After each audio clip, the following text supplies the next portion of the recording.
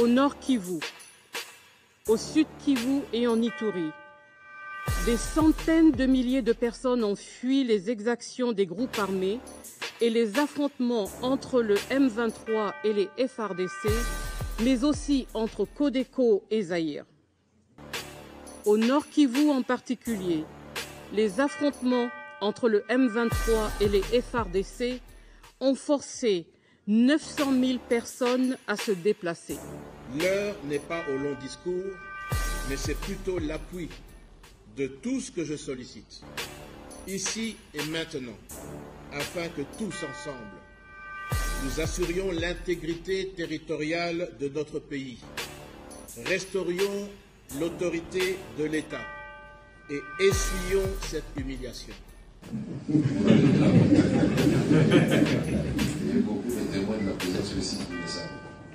Et ça fait plaisir quand on a des idées qui s'empêchent. Déjà, il toujours la lumière. Le ministère de l'économie, c'est un ministère transversal. Et ça n'a pas député dans Mboka Oyo. Après sa candidature, à sa campagne, Kabila commissaire député. Nathalie Ososoye, pour cela, Moussala, Nini. Au monde, il est aussi connu comme on a fait. Un homme comme Edouard Mwangatoussou. Ce qui est là, il n'a pas moyen.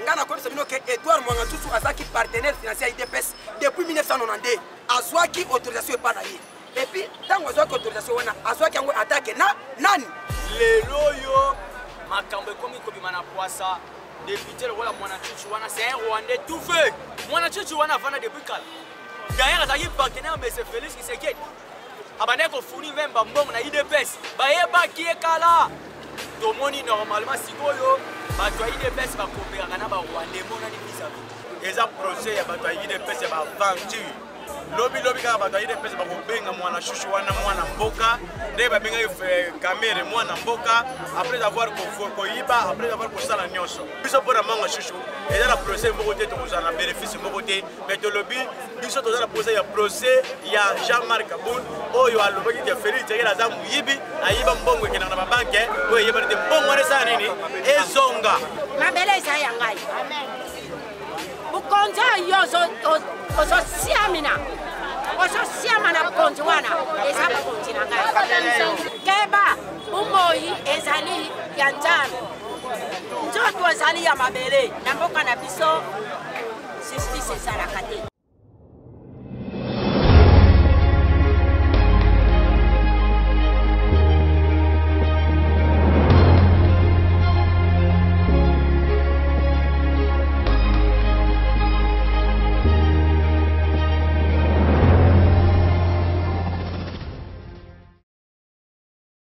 Et Sengokoye ba été bozali ebele bande ko balandi ya Plus Clair Télévision la chaîne de vérité mbote na bino bipa nyonso ezwami bino et Sengokoye ba été bozali ebele ba ebozu libaku ya kolanda maman Joël Kombe mukolo mwalelo na numéro ya sika ya émission vérité de tous côtés bipa iwapi to yaka kosolola mami matali mboka na biso situation sécuritaire politique sociale mais aussi ma nyonso mazali ko toucher bomo ya congolais o azwami na libanda pe na kati ya mboka na biso République démocratique du Congo. Na kati émission na biso obebe message lenga na uti koloba to kolobela mai matali situation sécuritaire ya mboka na biso politique mais aussi sociale ya ba congolais mais kasi ya mboto banda apesi matondo mingi na Joël Gonago chasseur d'image zone sima caméra matondo na cordo puis mafiku pe na popola yombe.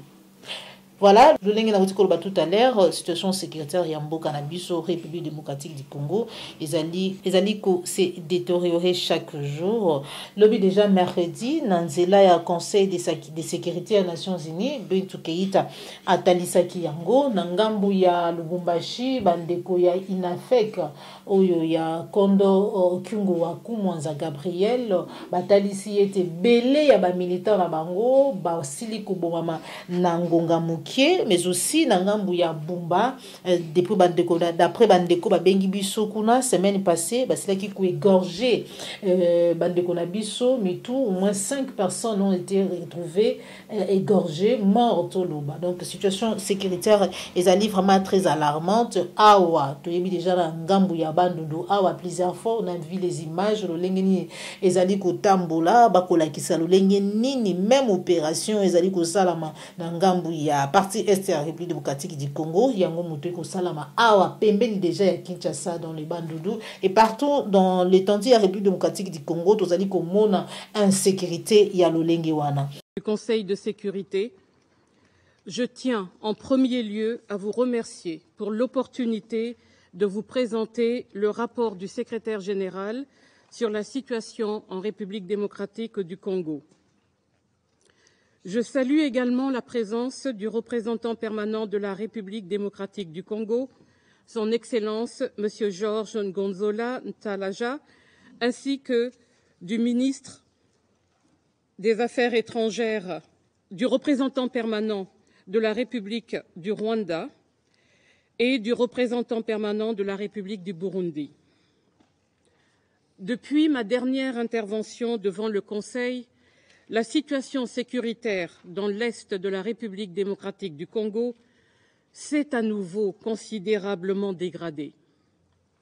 L'intensification du conflit avec le M23 et l'activisme persistant d'autres groupes armés, notamment les ADF, Zaïre et la Codeco, pour ne citer que, continue d'infliger des souffrances intolérables aux populations civiles et de dégrader une situation humanitaire de plus en plus dramatique. Au nord Kivu, au sud Kivu et en Ituri, des centaines de milliers de personnes ont fui les exactions des groupes armés et les affrontements entre le M23 et les FARDC, mais aussi entre Codeco et Zaïre. Au nord Kivu en particulier, les affrontements entre le M23 et les FARDC ont forcé 900 000 personnes à se déplacer. Les besoins humanitaires déjà immenses en République démocratique du Congo continuent d'augmenter. Cette crise humanitaire reste l'une des plus négligées au monde. Les populations déplacées, auprès desquelles je me suis rendue, vivent dans des conditions extrêmement précaires. Je saisis cette opportunité pour plaider également pour la mobilisation des ressources nécessaires pour la mise en œuvre du plan de réponse humanitaire 2023 porté à hauteur de 2,25 milliards de dollars. Je condamne les entraves persistantes à l'accès humanitaire, notamment l'attaque d'un hélicoptère d'UNAS en février qui a contraint le PAM à temporairement suspendre ses vols dans les zones de conflit. J'appelle toutes les parties au conflit à respecter le droit humanitaire international et à faciliter l'accès humanitaire aux personnes vulnérables où qu'elles se trouvent. Parmi ces déplacés, je souhaite insister sur la situation particulièrement précaire des femmes. Pour leur assurer une protection adaptée, il est impératif de financer le plan d'action national de prévention de l'exploitation et des abus sexuels 2023. Plus de 2 millions de dollars sont nécessaires pour soutenir ces activités, notamment dans les zones touchées par la crise du M23. Parmi les initiatives en cours, je salue la création d'un fonds de soutien aux victimes et l'assistance psychologique aux femmes mise en place par l'Organisation mondiale de la santé. Déjà, remise et reprise et salamaki. Bandeko oyo bakoti na bokambi to pe na gestion ya République Jean-Pierre Bemba asilaki déjà lobi ko sala entrée na hier remise et reprise et salamaki mais kasi atalisi ete ayeyi ko restaurer autorité à l'État ko assurer intégrité territoriale mais aussi ko essuyer humiliation. Tozwa à l'image Jean-Pierre Bemba, on se retrouve tout à l'heure. Mesdames et messieurs,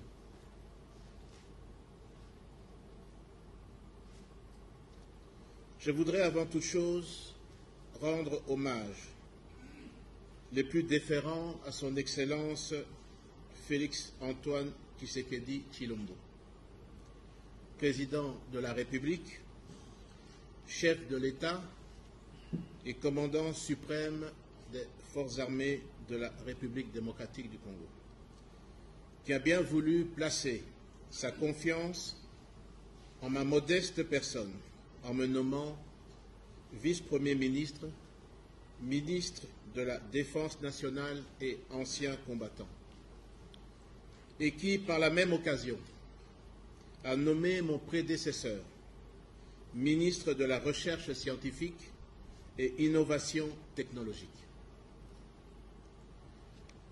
Mes remerciements s'adressent également à son Excellence, Monsieur le Premier ministre, chef du gouvernement, à qui je réitère l'assurance de ma haute considération. Monsieur le ministre, j'ai suivi avec une attention soutenue vos propos de tout à l'heure et vous en félicite. Je suis conscient que beaucoup d'actions ont été réalisées, bien qu'il en reste autant à accomplir pour la montée en puissance de nos forces armées.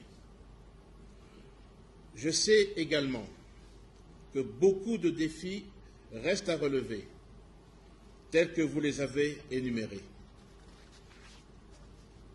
Monsieur le ministre, conscient des propos selon lesquels il s'est installé en République démocratique du Congo depuis près d'un demi-siècle, une culture d'antivaleurs et d'immoralité publique qui mine le développement socio-économique de notre pays en général et de nos forces armées en particulier. Nous en ferons notre cheval de bataille. Et bien même de plusieurs autres défis que vous avez relevés dans votre discours. Monsieur le ministre, Monsieur le chef d'état-major général, Mesdames et Messieurs, la tâche est immense au regard des activités en chantier. Autant elle est immense, autant notre humiliation en tant que nation, à ce jour, l'est également. L'heure n'est pas au long discours, mais c'est plutôt l'appui de tout ce que je sollicite, ici et maintenant, afin que tous ensemble, nous assurions l'intégrité territoriale de notre pays, restaurions l'autorité de l'État et essuyions cette humiliation. Que vivent les forces armées de la République démocratique du Congo, que vive la défense nationale, que vive la République démocratique du Congo. Je vous remercie.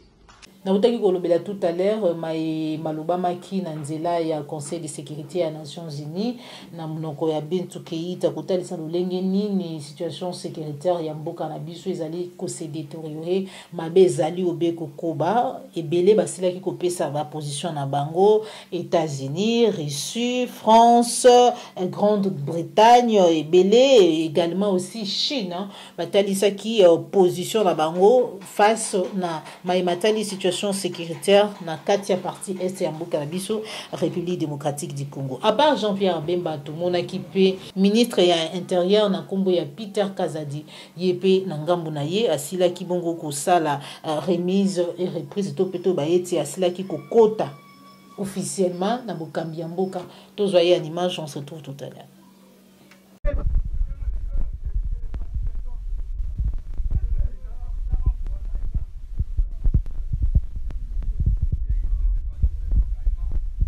Azalaki bon côté ministre de l'économie na kombo ya Vital Kamerhe yepe asalaki remise et reprise asiliko invoqué objectif na ye oyezali bongo sous vision ya Félix Tshisekedi wa Kamamboka.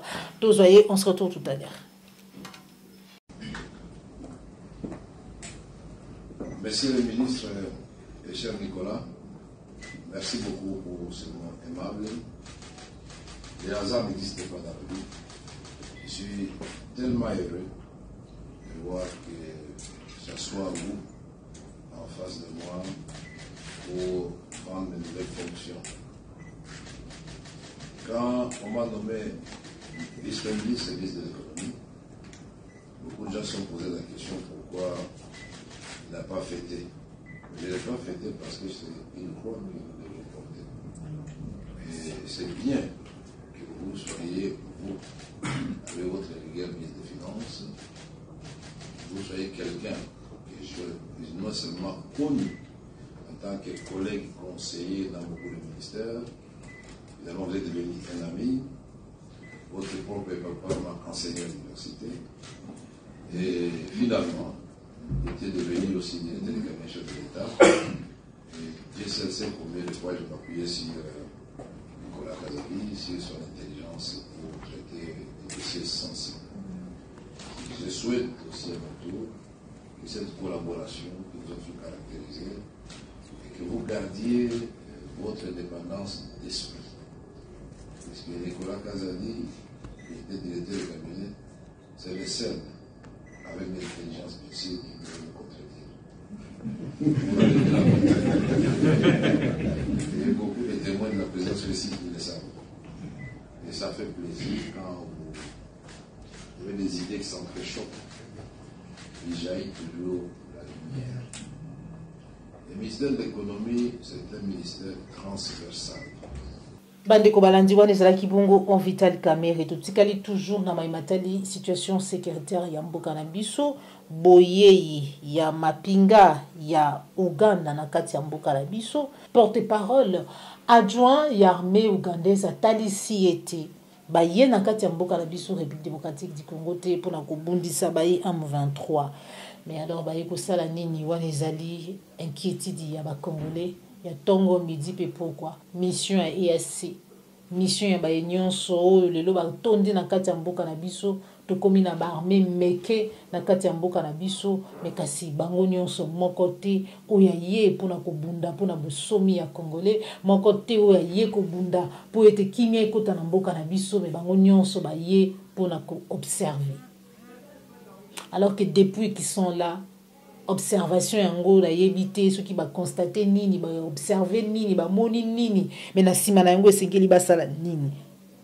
Je me rappelle ndeko moko utaki ko rappeler nga mai oyo na lobaki l'autre fois dans une émission ko lo bayete peuple congolais destin na yo ezali bongo na maboko na yo mutu mususu ko bunda po na yo te to baka tongo midi pourquoi ete on ne libère pas un peuple, les peuples se libèrent, un peuple se libère. Du esengeli na yo la takanda otelema oya lokola tsunami po ete destin na yo ezala o esengeli ezala affaire mwanga chouchou kordo pi mafuku pesa biso extrait ya lolenga zala ki liboso ya bazuzi bipai wa patalisi autorisation yo azwaki pour posséder tout peut en possession il y a munduki na sima nango to kozwa réaction il y a bandeko na biso na ngambo ya chango on se retrouve tout à l'heure. À sa 6e audience tenue ce mardi 28 mars 2023 à la prison centrale de Makala dans l'affaire député national Edouard Mwanga Chouchou Izi, la haute cour militaire a entamé l'instruction au fond en posant la question aux prévenus à propos des 42 munitions de guerre que les services des renseignements a retrouvé le 3 mars dernier dans sa résidence lors de la perquisition. Les prévenus a reconnu ces munitions tout en soutenant qu'il avait sollicité et obtenu du ministère de l'Intérieur les ports d'armes personnelles pour se protéger face à la rébellion du M23 dont il faisait l'objet des menaces. À un certain moment, il y a eu un problème de M23 dans le temps. J'ai vraiment été farouche à cette rébellion et je me suis senti menacé. On ne m'a même pas donné une siège seul. Le ministre m'a dit non, il n'y a pas de problème. Écrit, comme ça on voulait le programme. J'ai écrit, le ministre m'a répondu et m'a autorisé d'avoir une arme personnelle. Cette arme, j'ai suivi la procédure jusqu'au moment que j'ai reçu ce.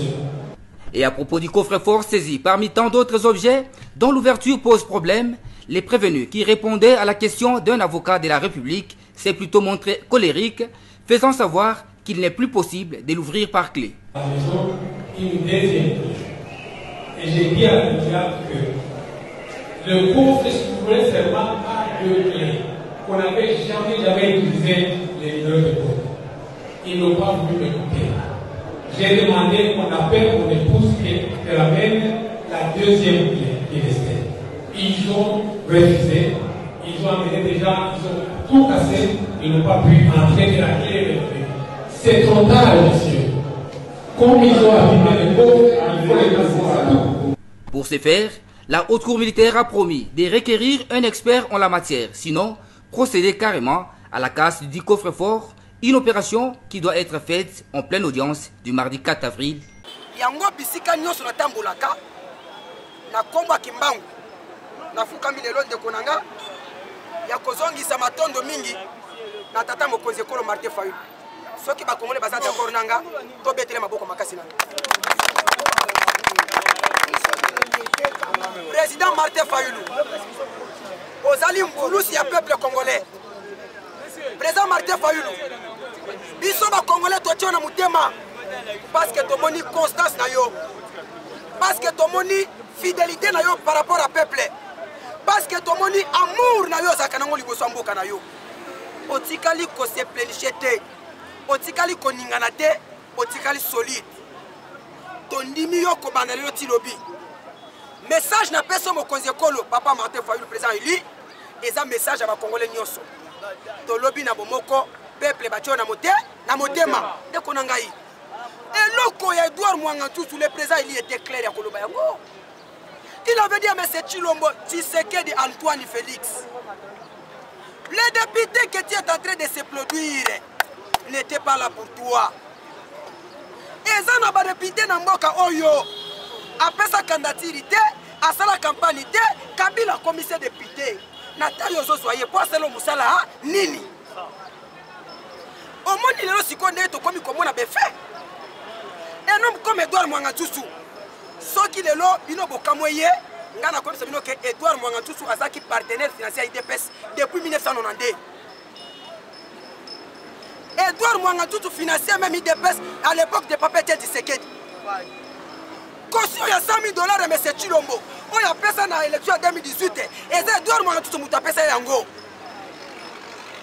Mais le col ensemble à Congo Manala la gâté.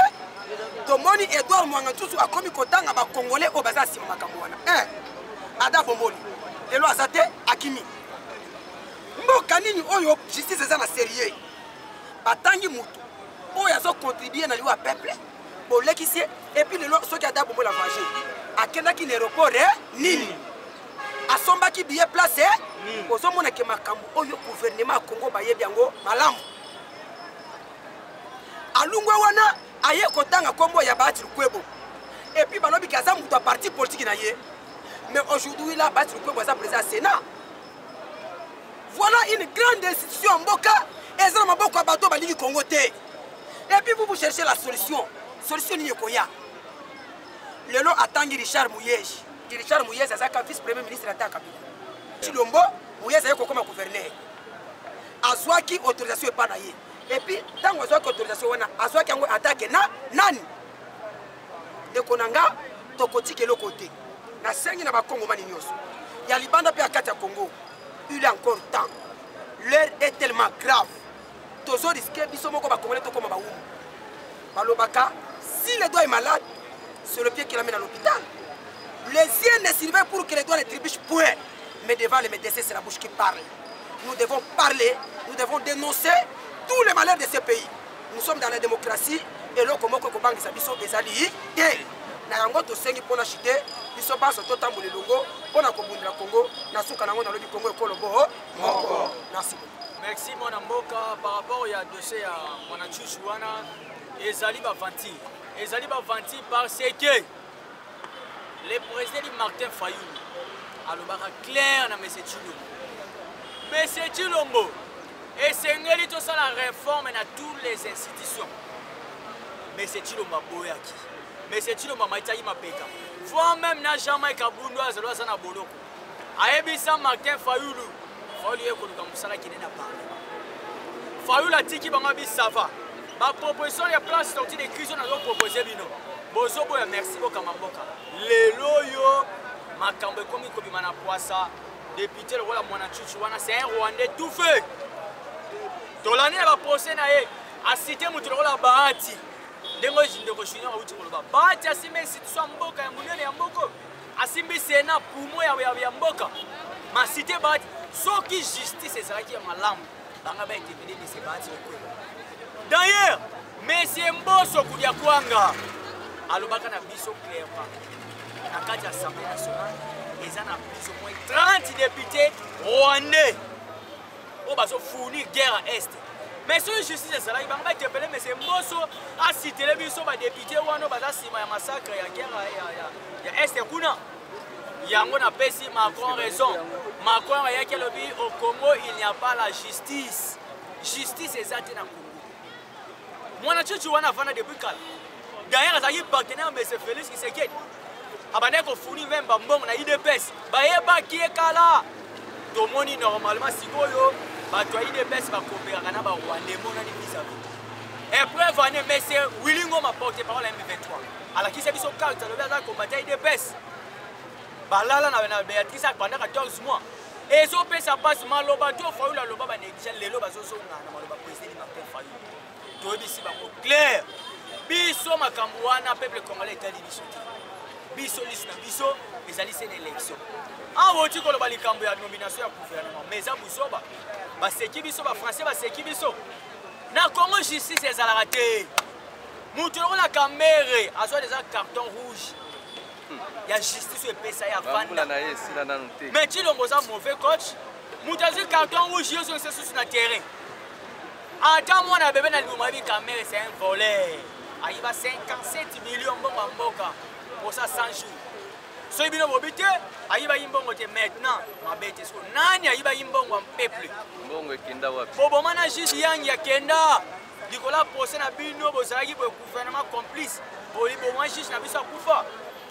Mais c'est caméré ndenga ye wana kalate peuple congolais bozo lela bozo ka ba détourner so banda bozo ka muibe so banda et ça lokola soso otie na place nguba okuta nguba wana te mais c'est quand même na d'autres pas mais c'est qui c'est qui azo préparer campagne électorale atala na sidi kivu no kivu na c'est impopulaire balinga ngade chilombo pona boma bango nzala ba votanga pete tika na benda caméré na tienne poste na pour passer la campagne le 20 décembre toyebi maele wana mais c'est quand même le peuple congolais beau prêter eloko ko bima puna malamu ezati échec so ozibu tu la bemba maintenant ça est bien c'est un ancien rebelle abomi mboko bemba c'est il est na CPL kamba sibonation de témoins silati ya bemba bakata on a mais c'est Tilo Bazui a posé bemba comme vice premier ministre de la défense.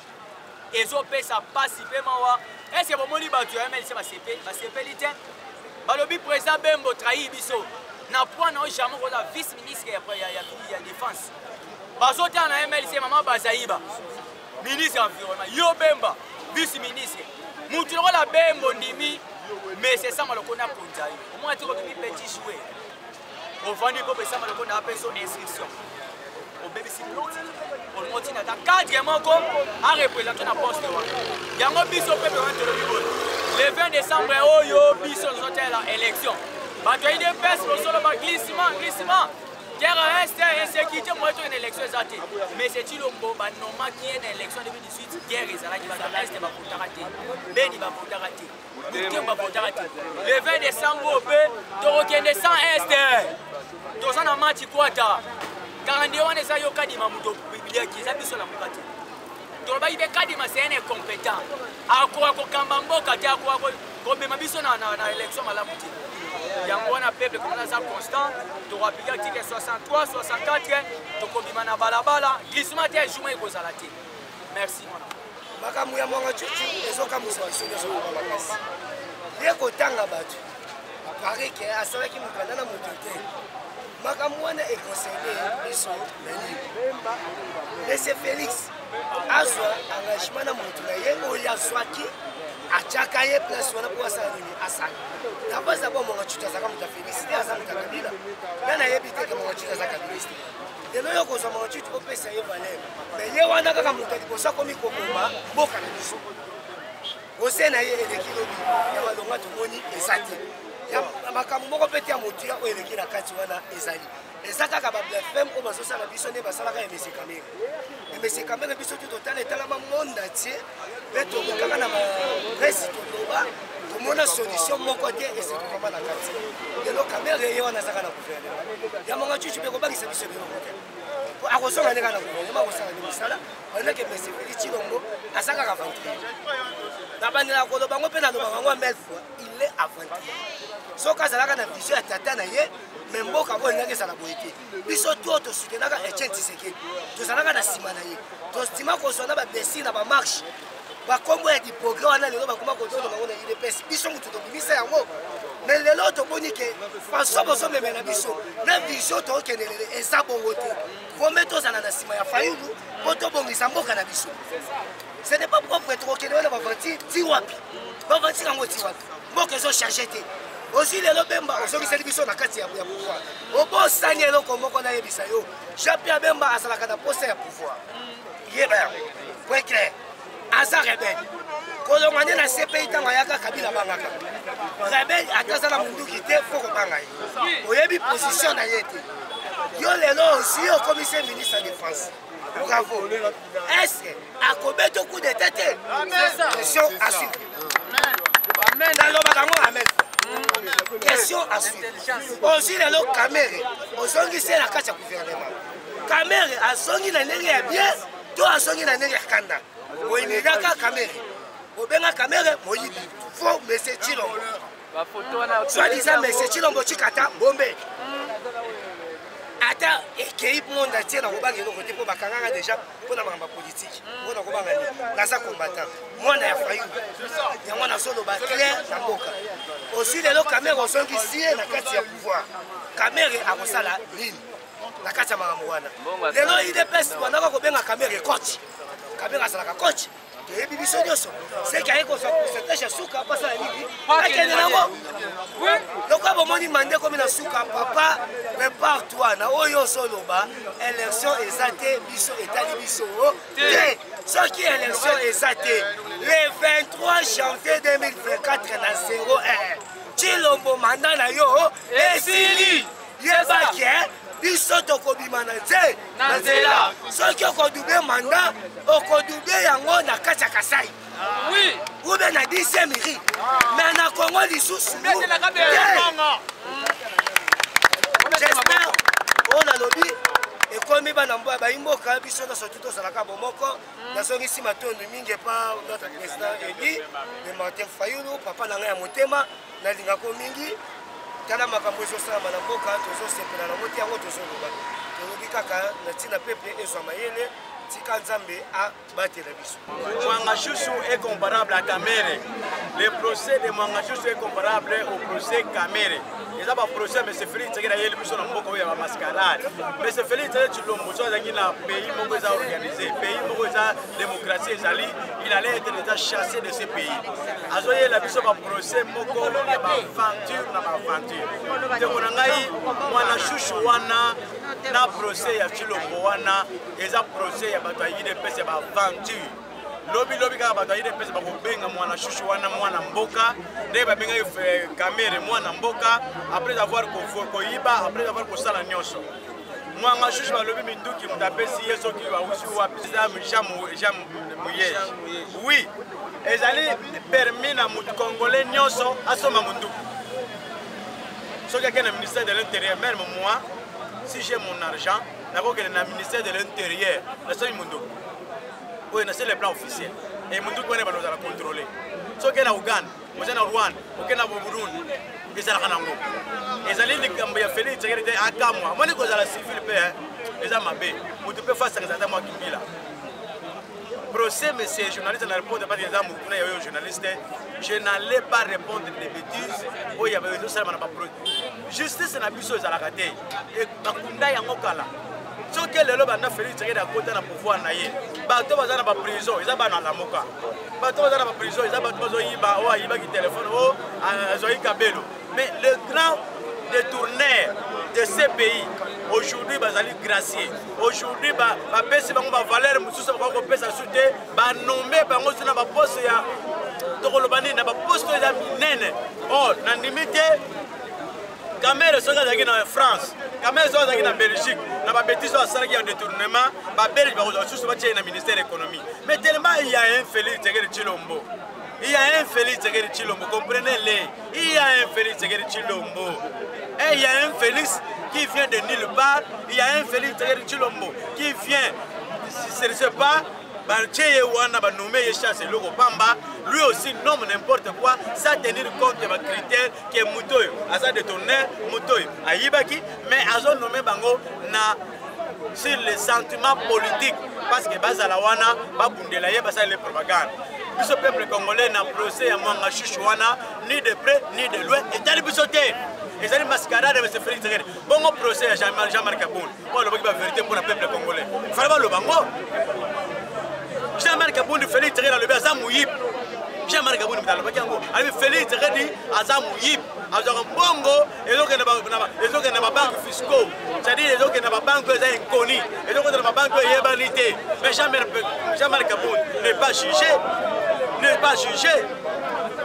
Si tu as bien, Oyo, Moussouana, Aza jugé pour Makamouana, mais l'élo. Kaka procès Mwanga Chouchou. Intérêt na biso zali na kati. Mwanga Chouchou akufa. Mwanga Chouchou va condamner. Mwanga Chouchou va akosongisa na République. Kamere motalingaki azonga na République, azonga bisa 57 millions ezonga te. Bongo Mwanga Chouchou a perdre azui nini ya République. Mundu ki azui to yebite, ngabe na yebite. Mutayi bango Félix na bataille de pes. Biso pour Mwanga Chouchou. Et dans la procès mbokote to kozana bénéfice mbokote, mais to lobby biso to za procès ya procès ya Jean-Marc Aboun. Oyo alobaki ke Félix Tshisekedi aza muyibi ayiba mbongo ekena na babanke oyo yebana te mbongo eza nini ezonga na ba procès ba Joseph Kabila yango to bénéficier to za bakingaka to za nyonso mais soki eza ba procès oyo ya Félix Tshisekedi Tshilombo eza ba faux procès mutanoma Mwanga Chouchou eza Félix mutanoma oyo tobengi ya bazobenga rebelle oyo soki rwandais atia ye conseiller particulier na ye eza ka Félix Tshisekedi Tshilombo tango ko yindela ye Félix Tshisekedi Tshilombo oui tango ko yindela ye biso peuple biso etali biso te na ba procès bidon ça sont des procès bidon. Kamere a été jugé comme Mwanga Chouchou. Aujourd'hui, Kamere est nommé vice-premier ministre de l'économie. Et ça, mascarade, tu le moyen qui biso at kendena batunaye 2023. So ya zo cha tembe. Pe makala et tu vas laisser pour tout et mati. Et le konakolo ya moi. Makamo ya Tshilombo. Oye, ya batunaye. Papa, makamwana etali ngaje na kolobango pete. Bon, Tshilombo ndenge azawana na yebisaka Tshilombo. Bana yebisaka ye na bomba kate. Batu wana ata aza ya kobombama. Mais na mutu wana tango akobima. O bakangi ye na likambo boyo. Tshilombo atakangi mutu wana. Akotika ye kaka na 2 jours apart. Na mboka na biso justice ezalaka te. Tala kokota makambo wana akokota te. Ba M23 avant lelo ekoma guerre oyo ya Congo tala yebi guerre babundaka ngo Ukraine Poutine babandi guerre tango Poutine na Ukraine babandi guerre eza banonse na bapays mosusu Poutine na Ukraine balingi babanda guerre oyo aza na batu na ye na Poutine asala nini abimisa oyo aza na batu na Ukraine asala nini abimisa oyo guerre ya Tshilombo na Rwanda na Congo bakongole mosusu baza na Rwanda babimi te bakongole barwandais oyo baza na Congo babimi te ambassadeur ya Rwanda azalaka awa babimisaki ye kaka mpona matata akei atiki annonce ata nakei kape nazali congolais nabotami na Congo nakoli na Congo mais ye abotami na Congo akoli na Congo ye mabele na ye Congo kuna na Rwanda ake kosala nini bon bana oyo babotami na Congo jamais mwana oyo abotami na Congo atika mabele na ye akende bisika mosusu sana mono lisusu baambassadeur mosusu oyo bapeyi mosusu bazongaki te baza kaka na Congo. Tshisekedi azokontinue ye aza na guerre. Guerre wana ye azolela nango nanani bazobundana ye nani oyo bazobundana ye bango nde baza bango na bango bandeko baza bango na bango bandeko kuna na Rwanda bazobundana nani biso na Congo toza na biso na guerre te na bino nyonso bozokota boyebaka soki ozali mungala omiyebaka soki oza mutetela omiyebaka soki ozali muswahili omiyebaka bino baswahili deza bozwa bukonzi mbala mibale yo mungala ozwa yo mutetela ozwa premier ministre ozwaka me okabaka mutu atikala mutu abantu mabele eza ya ngai mabele oyo eza ya ngai nalobaka nasiaka ngai na monoko mabele eza ya ngai bukonzi oyo ozosiamina ozosiama na bukonzi wana eza bukonzi na ngai eza bukonzi na ngai bakoko bapesi mayele nyonso na mwana Congo bino moko bato oyaka na Martin Fayulu bino bato bakendaka na Genève ntango bakendaka na Genève peuple azalaka te sikoyo sobo boyo kopakola na peuple boye na mutu oyo bino bonome kandida na biso nani Martin Fayulu mutu asinyaka signatire ya liboso ezali yo tino soki kokanga verite bino ezalaka bokamwani te me pa na yo verite ezali bokamwani yo mutu oyele biso kandida enike biso te vote ye biso te tango opesaka mitingi na triomphal olobaka nini yo olobaka kandida na ye toye na maboko ya bino peuple ya yeyo Martin Fayulu ye wana boko vote numero 4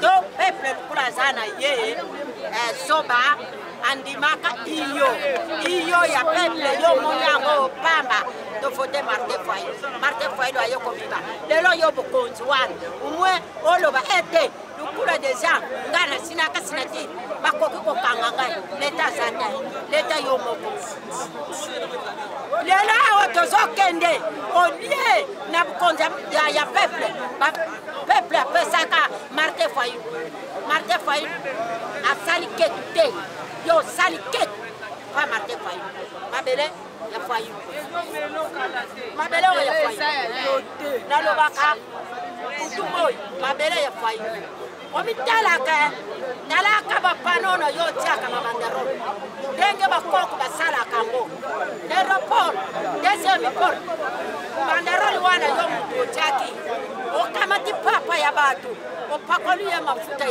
ya bukono ya buzoba papa ya batu sikoyo ale banderole wana badongoli etanke ya za musanga oyo tosalaka na se efutamaka na se kasi nzambe na likolo azali atalaka mabe oyo biso bato tosalaka keba umoi ezali ya nzambe nzoto ezali ya mabele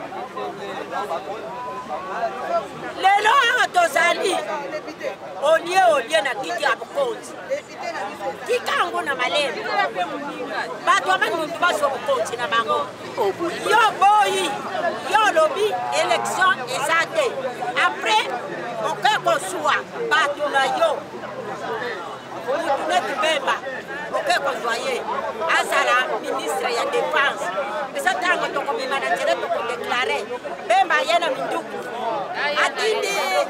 atindi bapolisier baya koboma biso tokobanga eloko moko te bino ozobaluka na minduku ngana mokaluka na mabele oyo yangai kiango mabele yangai kiango ata ozwaki monikongo ngana yebi ye te mabele yangai kiango kasongolunda zako abengaka nga koko nga mutu napesa ye bukonzi nga mutu napesa ye bukonzi bukonzi wana kasongolunda ngai kiamfu mutu napesa ye ngai mutu nautaka na ngola na yaka na bukonzi na ngai nga mutu nautaka na ngola na yaka na bukonzi na ngai ngai kiamfu kenzadi kambanza wa mkanda ngai lukula uzosakana na ngai lukula uzosakana na ngai nazo yebisa yo otika bukonzi na pe tokende kaka na election oya kozwa aswa oya kozwa te problème ezate yo komona bapano mukolo wango koyeba ke yaka oyo alobaka mbala na mara tokanda zakanda bapano eko kitenese prince yo lekaka mato eko pela na solution. Pour finir, du côté social, plusieurs sit-ins déjà annoncés lobby vendredi. Liboso et primature pour nous rebailler tout l'embi passé. Monsieur Suezali organisé Kobanda Bongo Nangambu ya Changu à partir du quartier 3 pour nous rebailler tout l'embi Nzala. Situation sociale, vie sociale ya Congolais, ali peko se détériorer chaque jour. Vie est comme intenable, vie est comme insupportable na Kinshasa, na République démocratique du Congo. Que dire ya bandeko na biso o bazali na ba province? Et jusqu'à quand situation o eko continuer ceux qui ba Congolais ba télémité pe bazui destin na bango na maboko. Bwana ezalaki na mokuse basango ya mokolo mwalelo sur maimatali mboka na biso République démocratique du Congo. Tokutani bongo mbala sima soki nkolo abateli biso sepelaki na émission like pe partager ezali mbala ya mbona na biso kobosa na te ko s'abonner na kati ya Plus Clair Télévision la chaîne de vérité. Au revoir.